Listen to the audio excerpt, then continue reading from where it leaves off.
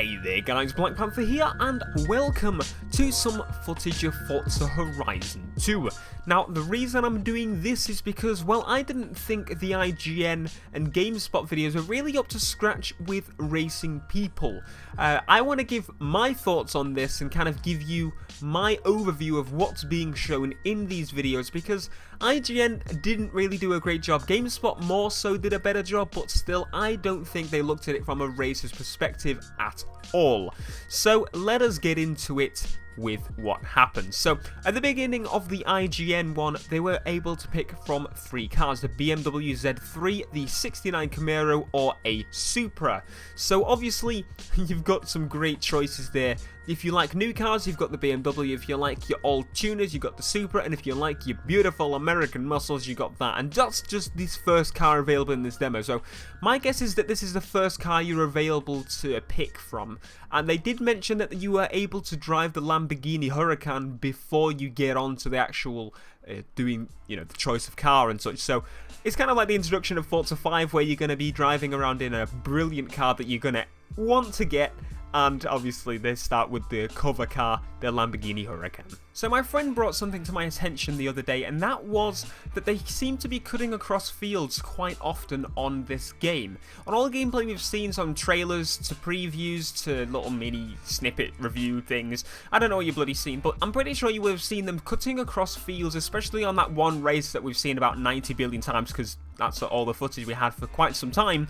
Well, yeah, you'll notice that you cut across the fields, and the game actually suggests for you to cut across that field. Now, I can understand taking quick cuts like you just saw there, but going across the whole field completely and it's suggesting that you're doing that had me a little bit worried. Now, the reason that had me a little bit worried is because, well, I like to race on the road, and racing off-road I can understand for off-road racing, right? But this isn't off-road racing. This game to me is about doing whatever you want to do.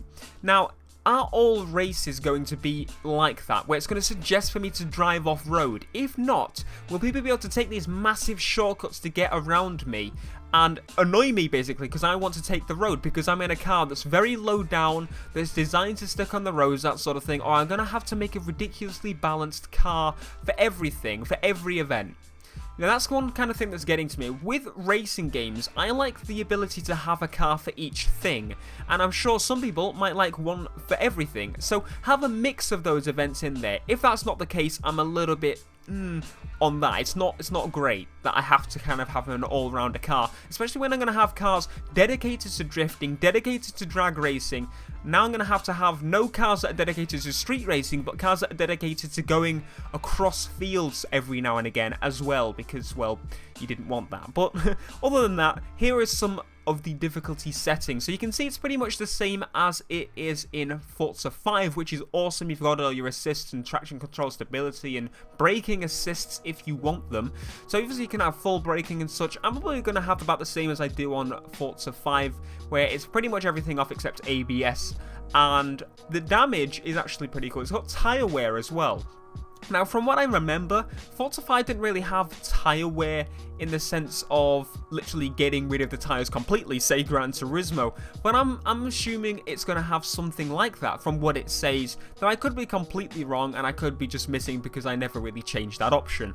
But you understand what I mean there. I think it's pretty cool that you're able to do all the assists and such in an open world racing game, because very often in open world racing games you do get settings, not most of the time. Most of the time you don't get settings, but when you do get them, it's very much like changing it from easy to hard, that sort of thing. And I can understand the concept behind that, but it doesn't show the details.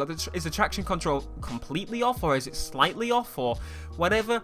But obviously, with other games, they're not really based around a full-on simulation driving model, whereas this is kind of taken the simulation model and made a bit more fun and light and easy to get into kind of thing, because, well, Forza itself isn't really a hardcore simulator, but it's still got a good driving system.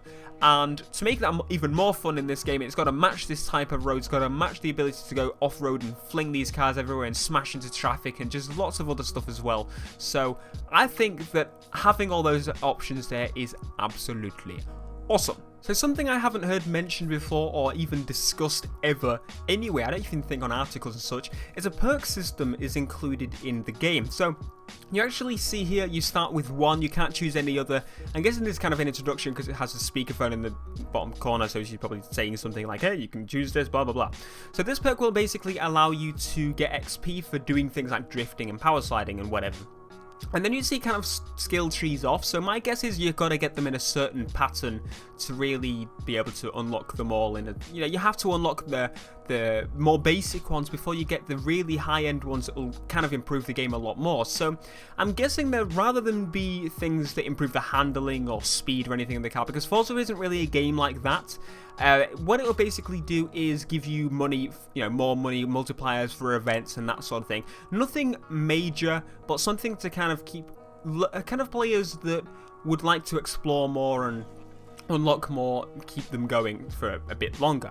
So what we see here actually is something I wanted to mention. The weather came on around the same point we've seen on that trailer, on that footage that we've seen of the Lamborghini Huracan, the Aston Martin and the GTR driving down that road, that race over and over again, because they showed it about 90 billion times. But on that specific race, you actually see the weather turn on at that exact same point every single time. Now my guess is it is scripted, so my guess is then that there's going to be some events with scripted weather, scripted time of day, that sort of stuff. And hopefully that's not the case for every single event, because unlike some events where it's randomized, I'm guessing more of the multiplayer events will be randomized. So you start and it might rain all of a sudden, or you start and it's nighttime and it ends up day and it's raining. Because although scripted events can be good, I don't think having too many of them will really benefit. I mean, I can understand for the introduction, and I could understand for, some particular events, say racing against a train or something. You don't really want to do that at night, but though you might do with some of the events. You don't know how many races of those there are yet, so we'll have to wait and see. But I think it's cool that they're kind of introducing the weather at the intro. Hopefully, as I said though, it is not literally something they do constantly throughout the game, and hopefully it is randomized, and hopefully in free roam as well it is randomized rather than just on some kind of cycle and being in a specific area, it's raining here and it's not raining there, that sort of thing. But anyway, that is pretty much all I wanted to discuss on this video.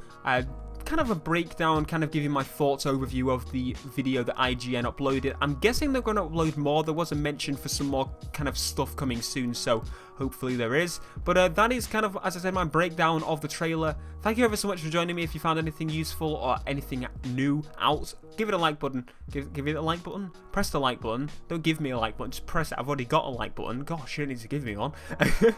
But thank you very much for watching, and if you got any opinions on this video, let me know in the comments, and I'll see you in the next video, guys. Peace.